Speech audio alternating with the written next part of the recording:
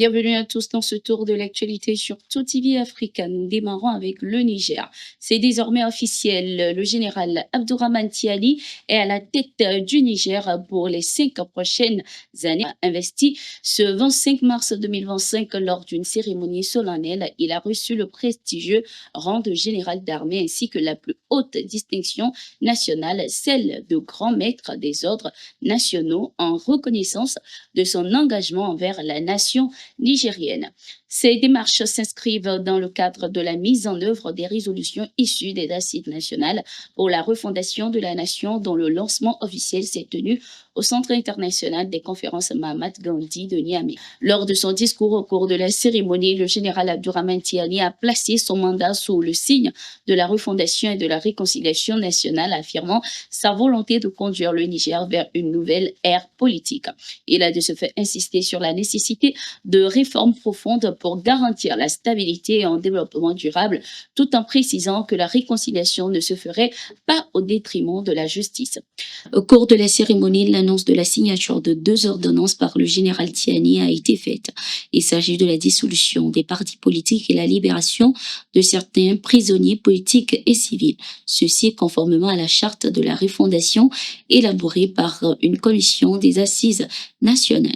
Toujours avec le Niger, l'Organisation des Nations Unies a exigé des autorités nigériennes une enquête approfondie sur l'attaque terroriste ayant visé la mosquée de Fambita.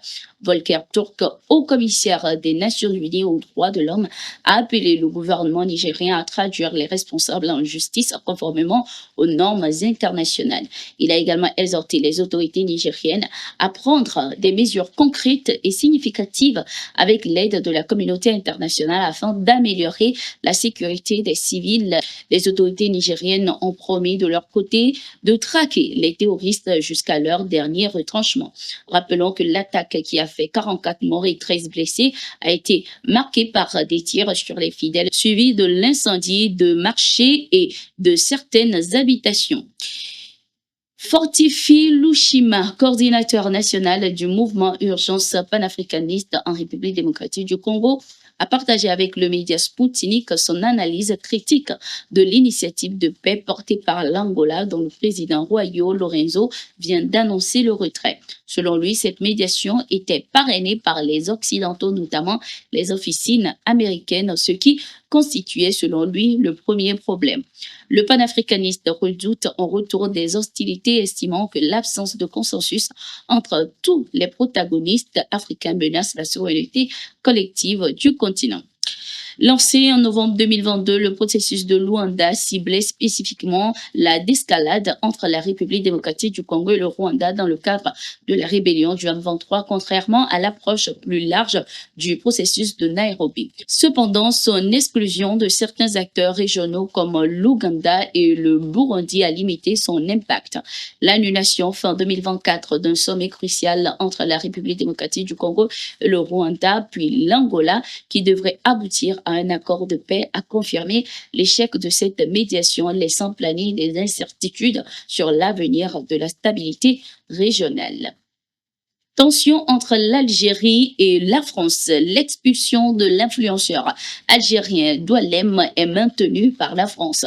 Son recours pour voir annuler cette décision a été rejeté ce 25 mars 2025 par le tribunal administratif de Paris. Dans son communiqué, le tribunal estime que les conditions spécifiques de cette procédure ne sont pas réunies pour prononcer la suspension de la décision d'expulsion prise par le ministre de l'Intérieur après avis favorable de la commission d'expulsion. Doualem avait été expulsé, rappelons-le, le 9 janvier après avoir appelé à infliger une correction à un opposant algérien entraînant la suspension de son titre de séjour. Son renvoi immédiat vers Paris par Alger avait été perçu par la France comme une volonté d'humiliation, exacerbant ainsi les tensions entre les deux pays. Une affaire qui constitue l'une des causes de l'exacerbation de la tension entre la France et l'Algérie. À partir du 1er avril 2025, les citoyens américains devront obtenir un visa pour se rendre en Namibie à des fins touristiques, marquant ici la fin de l'exemption qui leur permettait auparavant un séjour de 90 jours sans visa. Cette décision annoncée par l'ambassade des États-Unis en Namibie s'inscrit dans une politique de réciprocité après que la Namibie a établi des exigences similaires pour les voyageurs en provenance de 31 pays dont les États-Unis et le Royaume-Uni.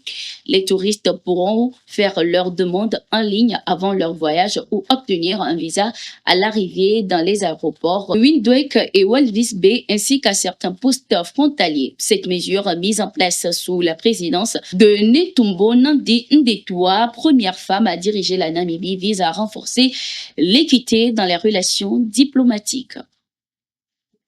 Merci d'être resté avec nous. C'était tout pour cette édition. On se donne rendez-vous tout à l'heure pour une nouvelle édition.